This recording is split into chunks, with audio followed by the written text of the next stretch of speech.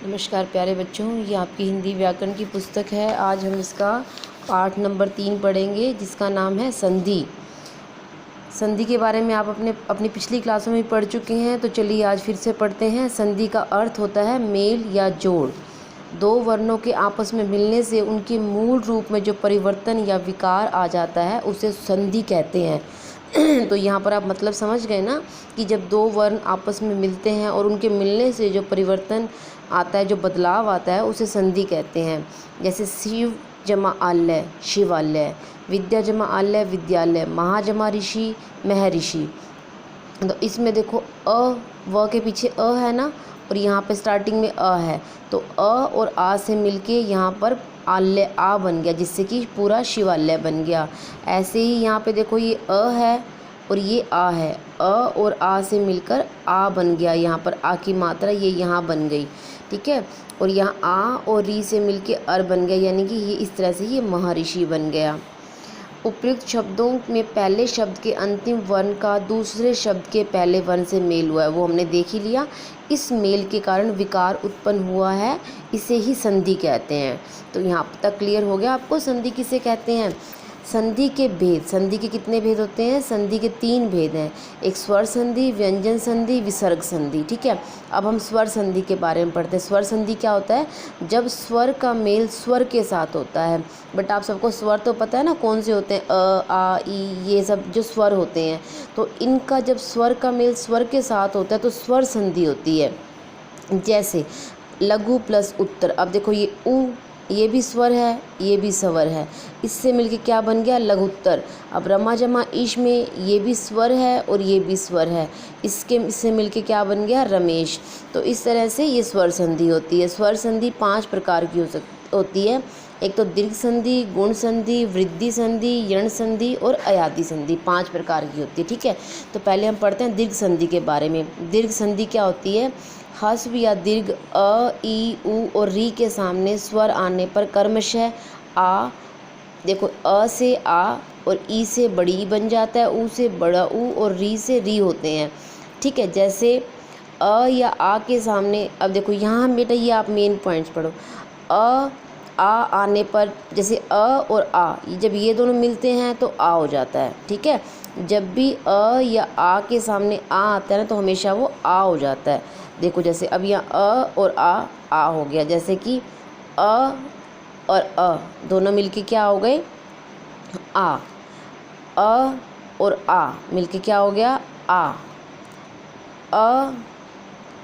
Sorry, आ और अ मिलके आ, ठीक है।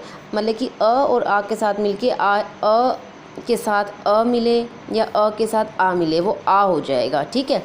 ये पॉइंट है, अ और अ के साथ मिले आ और अ के साथ आ मिले तो भी आ होता है, ठीक है। बस इनको यहाँ इन्हीं को ही यहाँ अपोजिट करके राइट किया हुआ है। एक ये है, और आ को जब हम करते हैं तो वो आ हो जाता है। ये थर्ड जो पॉइंट है ये सेकंड का ही अपोजिट में किया हुआ है। तो इस बात का आप ध्यान रखेंगे। अगला है ई या ई, बड़ी ई के सामने बड़ी ई होगा, इसके साथ या इसके साथ जब ये आएगा तो बड़ी ई हो जाएगा। अब देखो ई और ई मिलके क्या हो जाएगा? बड़ी ई, और छोटी ई और बड़ी ई मिलके ये भी बड़ी ई हो जाएगा। ये थर्ड पॉइंट इसका जो है अपोजिट ही राइट किया हुआ कि पहले बड़ी ई है बाद में छोटी है तब भी बड़ी ई हो जाएगा, और बड़ी ई और बड़ी ई मिलके बड़ी ई ही हो जाएगा। तो यहाँ पर देखो ये छोटी ई और छोटी मिलकर क्या बन गया? बड़ी ई। कवि प्लस इंद्र कविंद्र।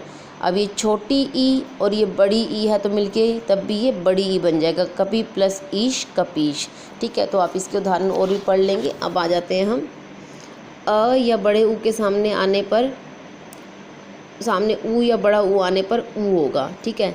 आप ये देखो ऊ प्लस ऊ मिलके क्या बन जाएगा? बड़ा ऊ।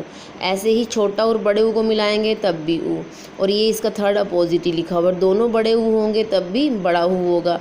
जैसे देखो वधु बड़ा ऊ प्लस यहाँ पर बड़ा ऊ, वधु प्लस उपरी वधुपरी, बड़ा ऊ, मतलब कि यहाँ बड़ा ऊ ही आ गया ना मिलके। अब यहाँ देखो मधु में छोटा ऊ है प्लस उत्सव में भी छोटा ऊ है, मिलके बड़ा ऊ हो जाएगा, मधुत्सव बन जाएगा। अब पढ़ते हैं गुण संधि के बारे में। गुण संधि में क्या है? अ या अ के सामने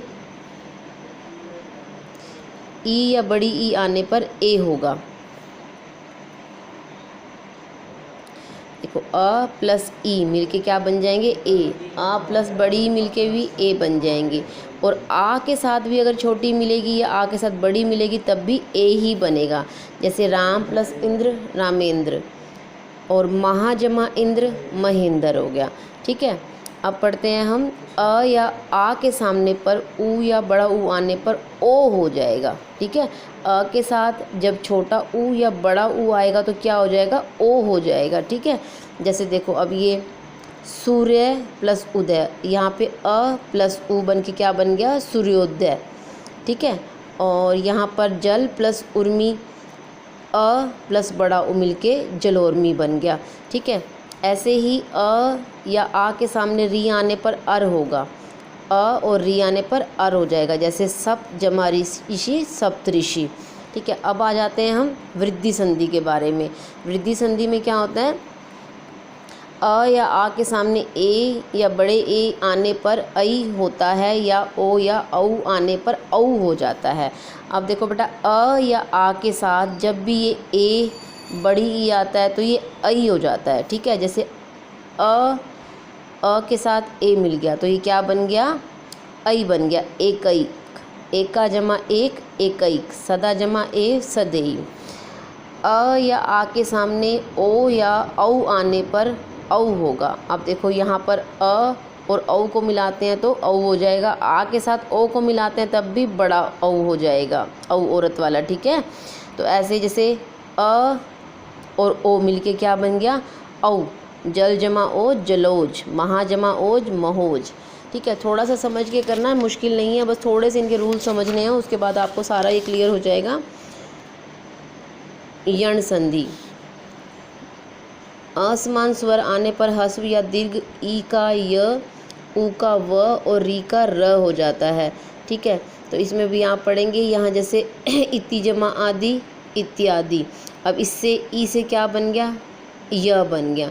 ठीक है, अनु जमा अय अन्वय, तो यहाँ पर क्या बन गया, ऊ का व बन गया। ठीक है, तो इस तरह से आप ये वाले भी सारे जो हैं शब्द पढ़ेंगे। उसके बाद है अयादी संधि का। अयादी संधि में ए ऐ ओ औ के सामने असमान स्वर आने पर ए का ऐ का आए और ओ का औ तथा औ का आ हो जाता है। अब देखो इसमें क्या होता है कि ए का जो है ऐ हो जाता है। अब देखो जैसे ए प्लस अ, ने प्लस अन क्या बन गया, नयन, य ऐ में कन्वर्ट हो गया। ये नई प्लस अक नायक, पौ प्लस अन पवन, पौ प्लस अक पावक।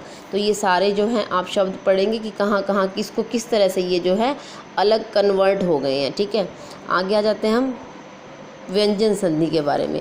व्यंजन संधि क्या है, व्यंजन का व्यंजन से या किसी स्वर से मेल होने पर जो परिवर्तन होता है उसे व्यंजन संधि कहा जाता है।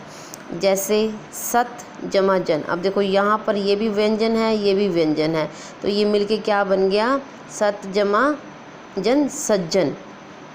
जगत जमा ईश, अब देखो यहाँ पर ये व्यंजन के साथ स्वर है तो ये जगत जमा ईश जगदीश बन गया। ठीक है, यहाँ पर लिखा भी देखो, यहाँ व्यंजन का व्यंजन से मेल है और व्यंजन का स्वर से मेल है। ठीक है, उसके बाद आ जाते हैं व्यंजन संधि के 3 वर्ग बनाए जा सकते हैं। व्यंजन और स्वर का मेल, स्वर और व्यंजन का मेल, और व्यंजन और व्यंजन का मेल। ठीक है, आप देखो जैसे व्यंजन और स्वर में ये व्यंजन है, ये स्वर है, वाग जमा ईश क्या बन गया, वागीश। और यहाँ पर स्वर और व्यंजन का में आ जमा छादन आच्छादन, और व्यंजन का जो व्यंजन से मेल होता है तो उत जमा ज्वल उज्ज्वल। ठीक है, इस तरह से यहाँ पर आगे व्यंजन संधि के कुछ उदाहरण नीचे दिए जा रहे हैं। इन सब उदाहरणों को बेटा आप पढ़ेंगे बहुत अच्छे से। ठीक है, उसके बाद आ जाते हैं हम लास्ट विसर्ग संधि। विसर्ग संधि क्या होती है, विसर्ग के साथ स्वर या व्यंजन के मेल से जो परिवर्तन होता है उसे विसर्ग संधि कहा जाता है। जैसे नी जमा चय निश्चय, नी जमा मल निर्मल, ठीक है। तो ये विसर्ग संधि के कुछ उदाहरण दिए हुए हैं। नी जमा नय निर्णय, दू जमा कर्म दुष्कर्म, मनः जमा रथ मनोरथ। तो ये सब जो है आप सारे इसके उदाहरण भी पढ़ लेंगे। अब यहाँ पर दिया हुआ है आओ दोहराएं। इसमें बेटा यही परिभाषा ये कि दो वर्णों के परस्पर मेल से होने वाला परिवर्तन क्या कहलाता है? संधि कहलाता है।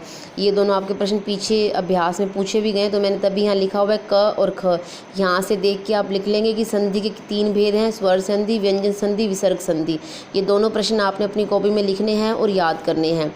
दो स्वरों के मेल से होने वाला परिवर्तन स्वर संधि कहलाता है, और व्यंजन का व्यंजन से या किसी स्वर के साथ मेल होने पर जो परिवर्तन होता है उसे व्यंजन संधि कहते हैं।